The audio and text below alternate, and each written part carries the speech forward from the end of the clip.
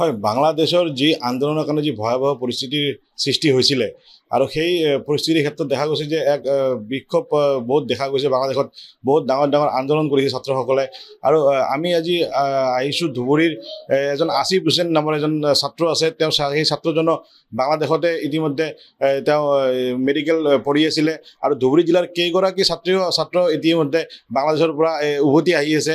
আৰু আমি এতিয়া আসিফ হুছেইন যিগৰাকী ছাত্ৰ আছিলে তেওঁ পঢ়ি আছে বাংলাদেশত, তেওঁৰ ঘৰত উপস্থিত আছোঁ আৰু জানিবলৈ চেষ্টা কৰিম যে আসিফ হুছেইনৰ মাতৃ আমাৰ সৈতে আছে, যে কেনেধৰণৰ পৰিস্থিতি আচলতে তাতে সৃষ্টি হৈছিলে, কি জানে, কেনেধৰণৰ আহি আছে।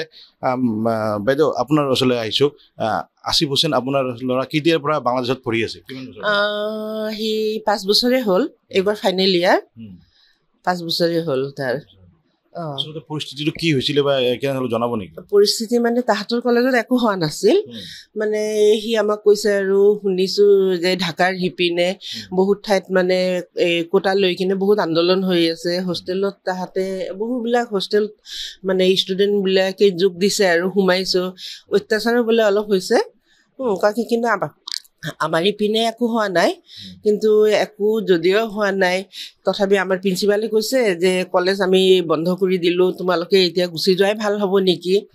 তেনেকৈ মানে প্ৰিন্সিপালে কোৱাৰ কাৰণে ইহঁতে ডিচিশ্যন ল'ল যে তেনেহ'লে আমি গুচি যাওঁ।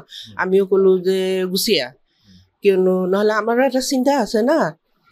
তাৰপিছত তাহাঁতে তেনেকৈ পৰহি ৰাতি 1 বজাত ইণ্ডিয়াৰ যিবিলাক ষ্টুডেণ্ট আছিল তাহাঁতে বহুত কেইখন গাড়ী লৈ কিনে সেই পাটুৱা ঘাট পাৰ হৈ কিনে কেলকাতাৰ বাংলাদেশ বৰ্ডাৰত সোমাই কিনে তাতে ইমিগ্ৰেশ্যনৰ যিখিনি কাম সেইখিনি কৰি মেলি কিনে ৰাতি আকৌ শিয়ালদাৰ পৰা কোচবিহাৰলৈ তাহাঁতে আহি আছে। ইণ্ডিয়াৰ কিমানগৰাকী ছাত্ৰ হ'ব পাৰে তেওঁ আসিফৰ সৈতে? প্ৰায় 200 মান বুলি কৈছে সি, 200-250 তেনেকুৱা।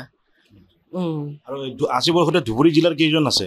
ধুবুৰী মানে আমাৰ ধুবুৰীৰে আছে 5-6জন মান আছে। এতিয়া বৰ্তমান তেওঁ কোচবিহাৰত আছে। কোচবিহাৰ আহি পোৱা নাই।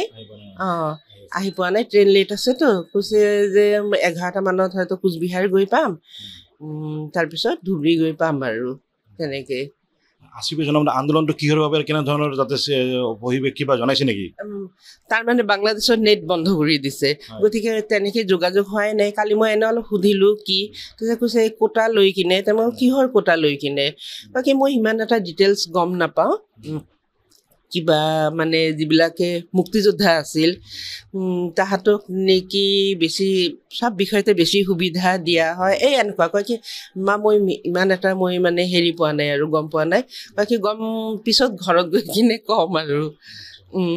হয়, এগৰাকী ছাত্ৰ বাংলাদেশত তেওঁ মেডিকেল ষ্টুডেণ্ট পঢ়ি আছে আৰু তেওঁৰ মাতৃ জানিবলৈ দিয়া মতে যে আসিফৰ সৈতে প্ৰায় 200জন ষ্টুডেণ্ট বাংলাদেশৰ পৰা ইণ্ডিয়াত সোমাইছিল, যিসকল ইণ্ডিয়াৰ ষ্টুডেণ্ট আছিলে। আৰু তেওঁৰ লগতে ধুবুৰীৰ 5গৰাকী ছাত্ৰ এতিয়াও আসিফৰ সৈতে আছে আৰু সকলোৱে আজি বিয়লিৰ ভাগত ধুবুৰীত আহি পাব।